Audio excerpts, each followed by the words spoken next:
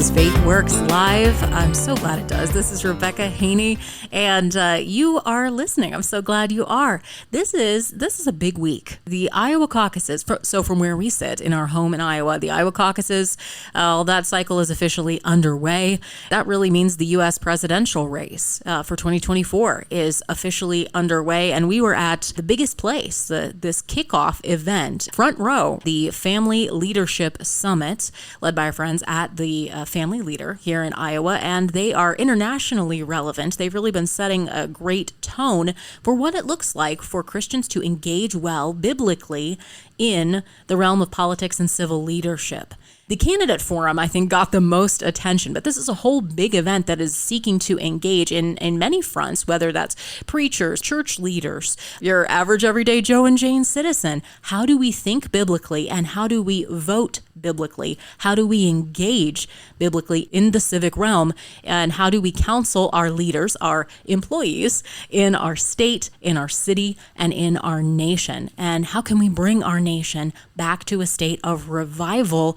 I mean, all of those are major questions. I think that's the heart's cry for most of us listening from out here in the cheap seats. We talk about wanting our country back, but I think our country needs to turn back to God. As Ronald Reagan once said, if we ever forget that we're a nation under God, we will be a nation gone under. And I don't think that's any clearer than it is right now from where I sit when I look out the window.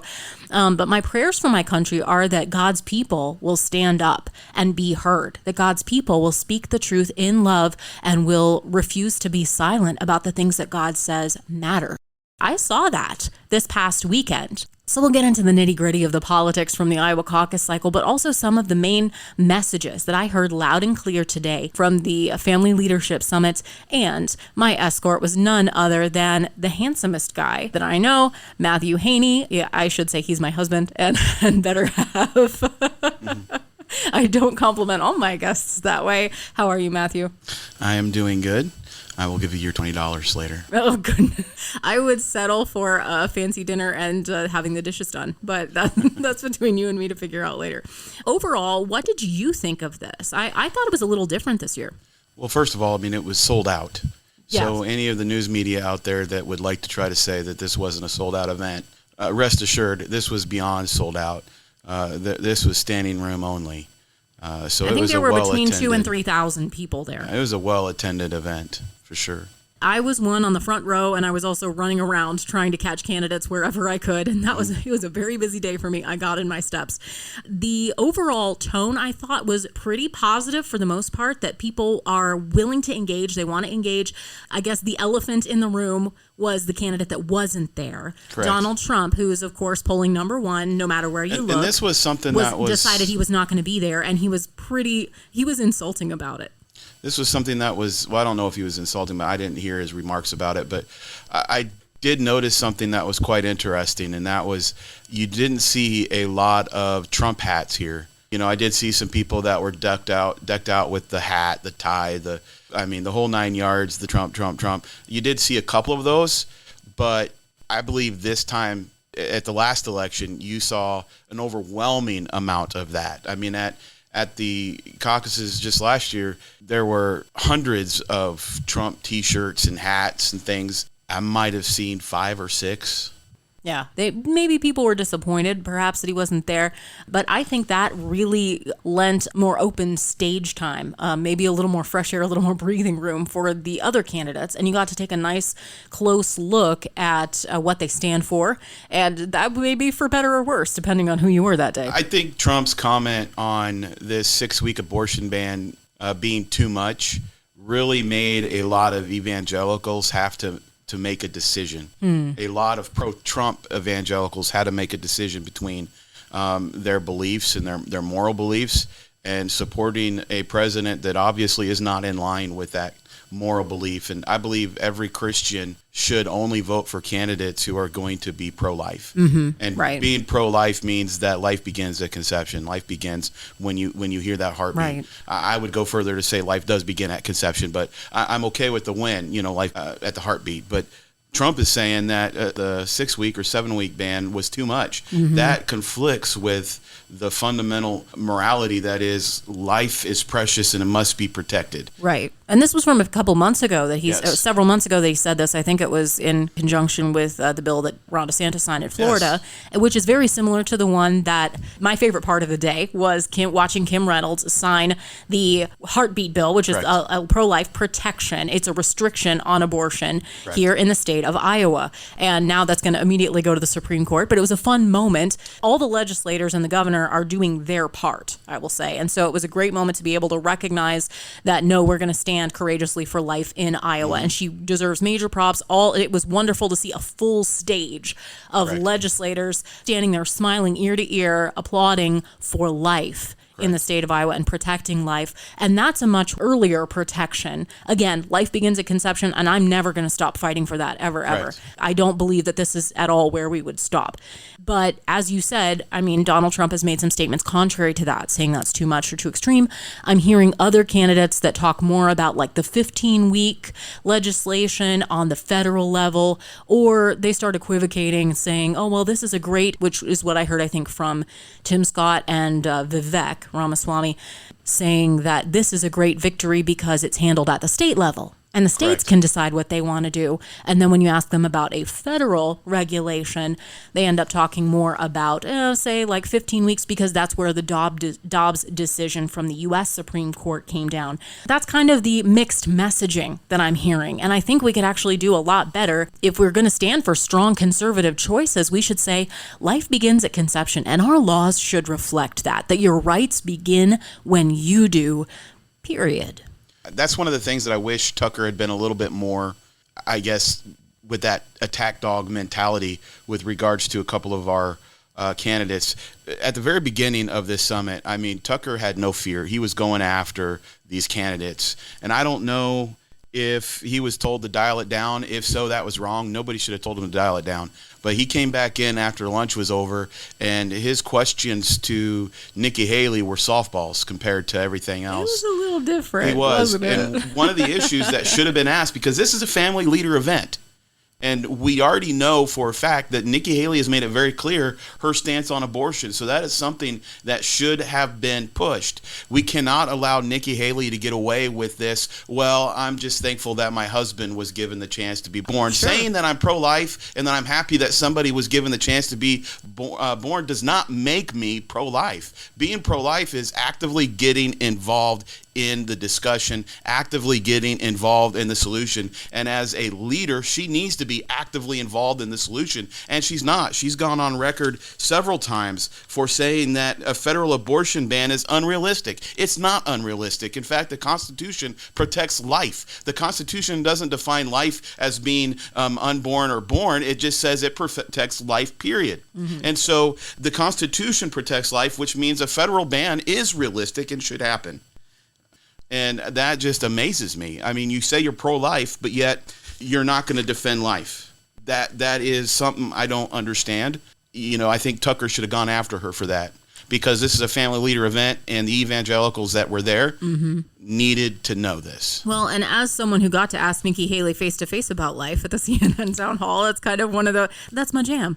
And I do not disagree. I think that she does do that sort of state-by-state dance, which is what you're seeing from a lot of Republicans who are concerned about electability.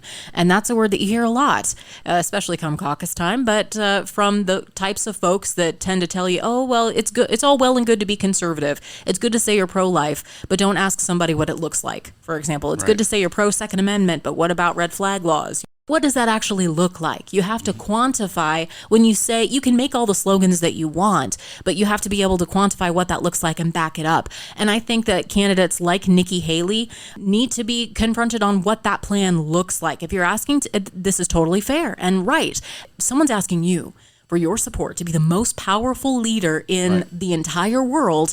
It's totally fair for you to ask them, what does your leadership look like? And I'm going to need more than slogans. I'm going to need a point-by-point description and evidence as well. And that's a huge point, which I'll return to here in just a second. Let's put a star by that one, because we want to look at people's experience and record. And I wonder what you think about how the average caucus voter is looking at experience. Another person that I think did really well, especially for being a fairly new face in Iowa, was Tim Scott. So he was in the morning session, and I heard a lot of people reflect positively on Tim Scott. So Tucker Carlson was moderating all of this, and by moderating, I mean going after them like a dog with the bones, at least in the morning. And so Tim Scott was first up on the hot seat, and I thought he did overall pretty well.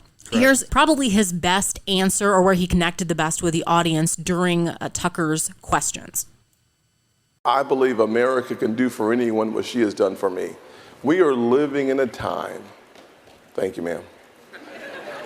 We are living in a time when there is this pervasive force, radical left, parts of corporate America, that continues to force this culture of grievance on the American people.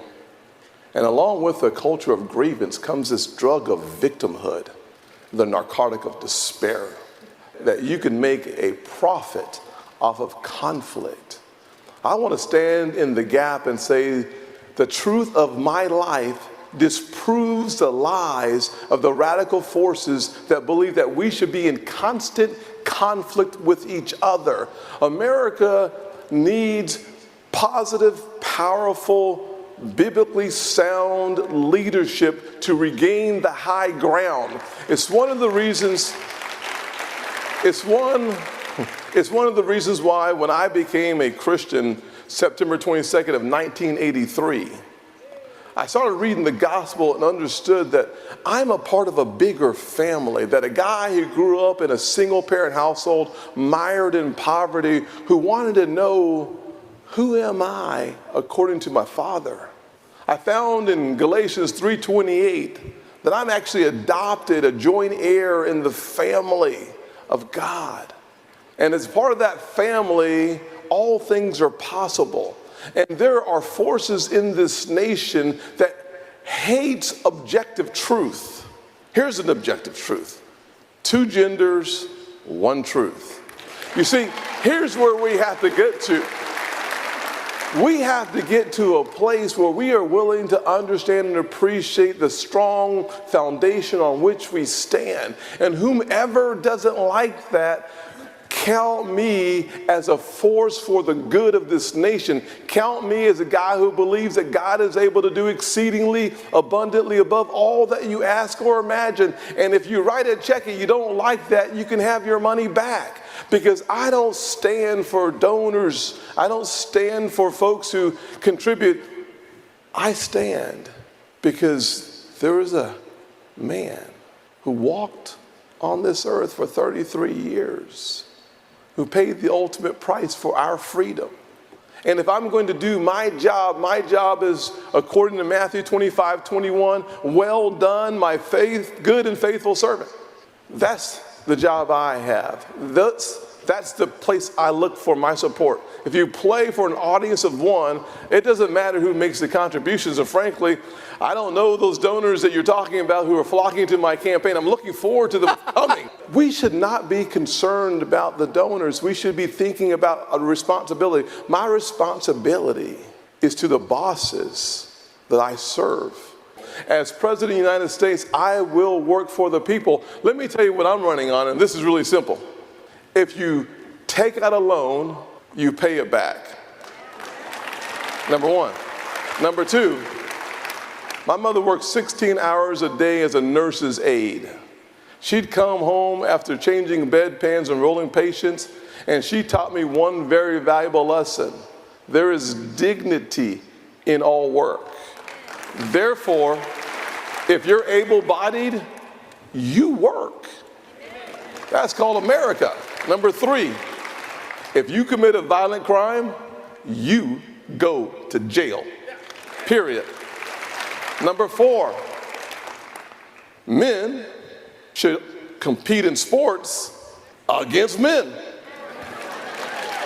And number 5, closing our southern border because of the national security risk that it poses is absolutely in America's best interest, period. And for those who don't like common sense conservative principles driven by the Judeo-Christian Foundation, choose another candidate. It's that simple.